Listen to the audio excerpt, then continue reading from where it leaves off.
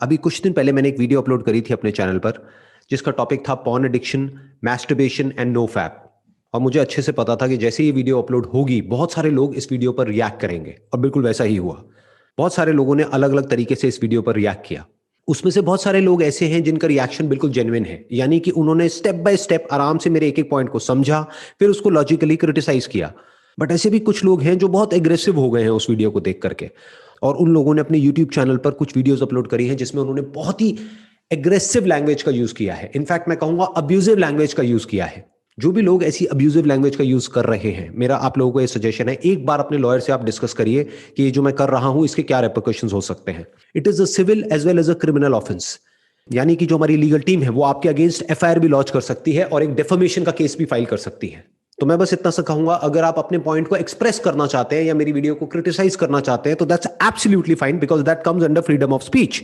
But अगर आप बहुत ज्यादा एग्रेसिव हो रहे हैं अपनी वीडियो में या कोई अब्यूजिव लैंग्वेज यूज कर रहे हैं तो मेरा आपको यह सजेशन होगा कि एक बार अपने लॉयर से डिस्कस कर लीजिए कि इसके क्या इंप्लीकेशंस हो सकते हैं। तो अब आते हैं आज के हमारे इस वीडियो के टॉपिक के ऊपर। नंबर 1, हम ये समझने की कोशिश करेंगे कि जो साइंटिफिक कम्युनिटी है वो इसके बारे में क्या बोलती है, उनकी क्या राय है। अब वो हम कैसे देख सकते हैं? बहुत ही सिंपल है, गूगल पे जाकर के हमको सर्च करना है इज मैस्टरबेशन हार्मफुल, करके देखते हैं क्या आता है। आप भी ये सर्च करके देख सकते हैं। यहां पर जो टॉप पे लिखा हुआ है that is masturbation can actually be good for your health both mentally and physically, and it's pretty much the safest sex out there. There is no risk of getting pregnant or getting an STD. Masturbation is a normal act used by many to explore their body and feel pleasure. Despite the myths, there are no physical harmful effects. Whether you masturbate is up to you. It doesn't harm your body. The medical community considers masturbation to be a natural and harmless expression. यहां पे इस बात पे ध्यान देना, natural and harmless. अब यहां पर जो बात समझनी जरूरी है वो ये है कि मैस्टरबेशन भी एक्सेस में बुरी है, इसमें कोई डाउट नहीं है। साइंटिफिक कम्युनिटी भी यही कहती है, और अगर लॉजिकली भी हम सोचें तो एक्सेस में हर चीज बुरी होती है। आप ज्यादा खाओगे, ज्यादा पियोगे, वो भी एक्सेस में बुरा है। लिमिट में खाओगे, लिमिट में पियोगे तो कोई बुरा नहीं है। जो इंपॉर्टेंट चीज यहां पर समझने वाली है वो ये है कि ये नेचुरल है, ये कोई अननेचुरल नहीं है। बल्कि सेक्सुअली अपने डिजायर्स को रिप्रेस करना वो अननेचुरल है। इस टॉपिक के ऊपर मैं अब तक 2 वीडियोस अपलोड कर चुका हूं, दोनों के लिंक्स आपको नीचे डिस्क्रिप्शन में मिल जाएंगे। और कहीं भी मैंने ये नहीं कहा है कि आप इसको एक्सेस में करिए। मैंने क्या बात करी है, क्या वर्ड बार बार यूज किया है, that is moderation, that is balance. अगर आप ध्यान से मेरी उन दोनों वीडियोस को देखेंगे तो मैंने कहीं पर भी ये नहीं कहा है कि आप 10-12 साल की एज से ही मैस्टरबेशन करना शुरू कर दो। मैंने क्या कहा है कि जब आप लीगली एलिजिबल हो जाते हो इस तरह की वीडियोस देखने के लिए या शादी करने के लिए, उसके बाद में मैस्टरबेशन करने में कोई बुराई नहीं है। तो मान लेते हैं कि 18 साल की एज में आपकी शादी हो जाती है, जो कि लीगली अलाउड है इंडिया में, और इसको दुनिया की कोई ताकत चैलेंज नहीं कर सकती है। उसके बाद में क्या आप सेक्स नहीं करोगे? क्या सेक्स करना गलती है? अगर ये गलती है और कोई कहता है कि ये गलती है, तो जो ये बात बोल रहा है वो खुद एक गलती का नतीजा है। क्योंकि अगर उसके माँ बाप ने गलत काम नहीं किया होता, अगर आप इसको गलत समझते हैं तो इंसान भी इस दुनिया में नहीं होता।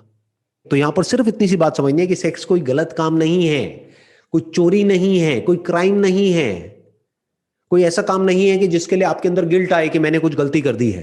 ये कुछ भी गलत नहीं है, ये नेचुरल है और पार्ट ऑफ लाइफ है, इसको डिनाई नहीं किया जा सकता है। अब आते हैं फैक्ट नंबर 2 के ऊपर। जो भी लोग नो फैप के बारे में बात करते हैं वो ज्यादातर क्या करते हैं, वो आपको सिर्फ इसके बेनिफिट्स बताते हैं। नो डाउट इसके बेनिफिट्स हैं, बट आपको यह भी समझना है कि इसके नुकसान क्या है। लाइफ में हर चीज का प्लस भी होता है और माइनस भी होता है, प्रोज भी होते हैं, कॉन्स भी होते हैं। कोई भी आप दवाई खाते हो तो उसका बेनिफिट भी होता है और नुकसान भी होता है। तो डॉक्टर को समझना होता है कि इस दवाई का फायदा ज्यादा है या नुकसान ज्यादा है इस कंडीशन में, as per the condition of the patient. तो अब आराम से ये समझने की कोशिश करते हैं कि सेक्स डिप्रिवेशन के या सेक्स रिप्रेशन के क्या साइड इफेक्ट्स होते हैं। Difficulty in sleeping and body tension. इसके पीछे जो लॉजिक है वो बहुत ही सिंपल है। वो क्या है कि ये जो सेक्सुअल एनर्जी है ये बेसिकली क्या है, एक एनर्जी है, जैसे कोई भी एनर्जी होती है। तो जब एनर्जी जरूरत से ज्यादा बढ़ जाती है तो हम एक्साइटेड होने लग जाते हैं और एंशियस होने लग जाते हैं, और जब एनर्जी कम हो जाती है तो हम लेजी हो जाते हैं। तो ना एनर्जी का बहुत ज्यादा होना अच्छा है, ना बहुत कम होना अच्छा है। फिर चाहे वो सेक्सुअल एनर्जी हो या एनर्जी जो हमको खाने से मिलती है, पीने से मिलती है या सनलाइट से मिलती है, वो एनर्जी हो। ना एनर्जी ज्यादा अच्छी है ना कम अच्छी है। और इसके कुछ इमोशनल साइंस भी हैं, जैसे कि anxiety, lack of clarity and confusion in life, in thinking. और इसका एक बहुत बड़ा साइड इफेक्ट क्या है कि जब भी आप अपने आप को सेक्स करने से या मैस्टरबेट करने से रोकते हो तो आपको अपने आप को कुछ ना कुछ ऐसा बोलना पड़ेगा कि जिससे कि आप अपनी विल पावर को यूज करके अपने आप को रोक सको। और जब ऐसा कुछ आप बोलते हो तो there is a strong possibility कि आपके अंदर नेगेटिव फीलिंग्स और नेगेटिव इमोशंस आने लग जाएंगे सेक्स की तरफ। फिर उसके बाद में जब आप किसी रिलेशनशिप में जाओगे तो आपके लिए प्रॉब्लम भी हो सकती है। और एक सबसे बड़ा और सबसे गंदा जो इसका साइड इफेक्ट होता है वो होता है feelings of guilt and Shem. यानी कि क्या कि जब आपके दिमाग में ये बैठ जाएगा कि ये करना गलत है, उसके बाद भी आपके अंदर ये डिजायर्स उठेंगे। अरे डिजायर्स को कैसे रोकोगे, इन थॉट्स को कैसे रोकोगे? जब भी ये डिजायर्स उठेंगे, जब भी ये थॉट्स उठेंगे तो आपको क्या लगेगा कि मैं कुछ बहुत ही गलत कर रहा हूं। तो जब वो थॉट्स आएंगे और जब वो डिजायर्स आपके ऊपर हावी हो जाएंगे और जब आप बार बार कोशिश करने के बाद भी फेल होगे, फेल मतलब क्या कि यानी कि आप मैस्टरबेट करोगे या सेक्स करोगे तो उसके बाद में आपके अंदर एक गिल्ट आएगा and this will create stress and that can lead to anxiety and even depression for that matter। तो ये था दूसरा पॉइंट। अब आते हैं तीसरे पॉइंट पे। अगर आप किसी रिलीजियस या स्पिरिचुअल ऑर्गेनाइजेशन के साथ में जुड़े हुए हैं और जो आपकी ऑर्गेनाइजेशन है वहां पर जो भी प्रैक्टिसेस होती हैं, अगर उसकी वजह से आप सेक्स या मैस्टरबेशन नहीं कर रहे हैं तो दैट्स एब्सोल्युटली फाइन, क्योंकि ये आपकी मर्जी है, आपकी लाइफ है, आप जो चाहें जैसे चाहें वैसे जी सकते हैं। और मैं कोई नहीं होता ये आपको बोलने वाला या आपको बताने वाला कि आपको अपनी लाइफ के साथ में क्या करना है। That's your call. Last but not the least, कुछ भी करने से पहले आपको अपने आप से एक क्वेश्चन पूछना है कि जो भी मैं कर रहा हूं वो कर क्यों रहा हूं? मेरी लाइफ का पर्पस क्या है? मेरा गोल क्या है जो मैं अपनी लाइफ में अचीव करना चाहता हूं अगले 5 साल में या 10 साल में? अपने आप से पूछो। तो हो सकता है जब इस तरह के क्वेश्चंस आप अपने आप से पूछोगे तो आपको क्लियर कट एक आंसर मिलेगा। वो आंसर क्या हो सकता है कि मुझे एक बहुत बड़ा एंटरप्रेन्योर बनना है, मुझे एक बहुत बड़ा क्रिकेटर बनना है, मुझे एक बहुत बड़ा सिंगर बनना है। अब अपने आप से एक क्वेश्चन पूछो कि जो भी आपके आइडल हैं, यानी कि ऑलरेडी जो बहुत बड़े एंटरप्रेन्योर्स हैं, बहुत बड़े क्रिकेटर्स हैं, बहुत बड़े सिंगर्स हैं, क्या वो पूरी तरह से सेक्स को छोड़ करके, मैस्टरबेशन को छोड़ करके वहां तक पहुंचे हैं? अपने आप से एक क्वेश्चन पूछो। इनफैक्ट बहुत सारे ऐसे भी लोग हैं जिन्होंने ओपनली बात किया है अपनी सेक्स लाइफ के बारे में। तो सेक्स का और सक्सेस का कोई डायरेक्ट कनेक्शन नहीं है आपस में। इनडायरेक्टली तो किसी भी चीज को हम किसी से भी जोड़ सकते हैं, but there is no direct connection. किसी भी फील्ड में जो लोग सक्सेसफुल हुए हैं उसमें 99% लोग ऐसे मिलेंगे जिन्होंने एक मॉडरेट लाइफ जी है। यानी कि वो लोग ना तो इंडल्ज हो गए हैं पूरी तरह से सेक्स में, ना उन्होंने सेक्स को पूरी तरह से छोड़ दिया है, उन्होंने बीच का रास्ता पकड़ा है, यानी कि एक मॉडरेट लाइफ।